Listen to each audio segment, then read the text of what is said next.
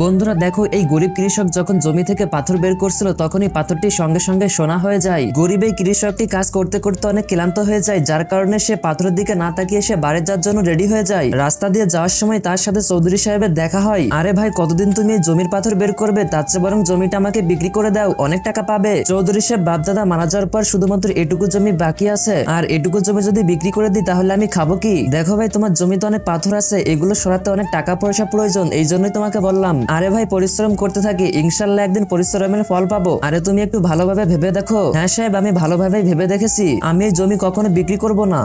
এই রাজু ভাই আছনি? অনেক গরম পড়েছে, আমাকে একটু পানি খাও।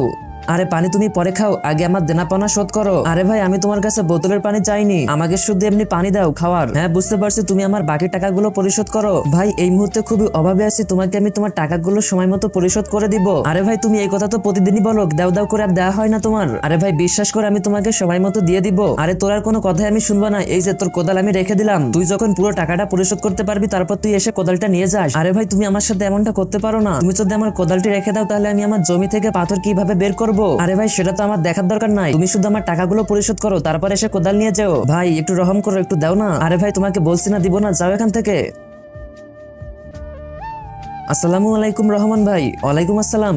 ভাই একটা কাজ ছিল। হ্যাঁ হ্যাঁ ভাই বলো। রাজু ভাই আমার কোদালটি রেখে দিয়েছে। কেন রেখেছে? আমি ওর পাওনা টাকা পরিশোধ করেনি বলে। তাহলে করে দাও ভাই। আরে তুমি তো জানো আমি এখন খুবই অভাবে আছি, আমার বাবার যে জমি ছিল ওটাতে অনেক পাথর পড়ে আছে, ওগুলো পরিষ্কার করতে করতে অনেকটা সময় চলে গেছে। আমি রাজু ভাইকে বলেছিলাম আমাকে কিছুদিন সময় দাও, আমি তোমার পুরো টাকাটা পরিশোধ করে দিব। আরে ভাই, কিন্তু তুমি তোমার জমিটা বিক্রি করে দিচ্ছ না কেন? ওখানে তো কিছুই হয় না। আরে ভাই, এটা আমি বেচতে পারবো না, এটা আমার বাপ দাদার শেষ স্মৃতি। ওকে ঠিক আছে, তাহলে বলো আমি তোমার জন্য কি করতে পারি? তুমি রাজু ভাইকে বললে আমার কোদালটা একটু ফিরিয়ে দাও। আচ্ছা ঠিক আছে, চলো আমি বলতেছি।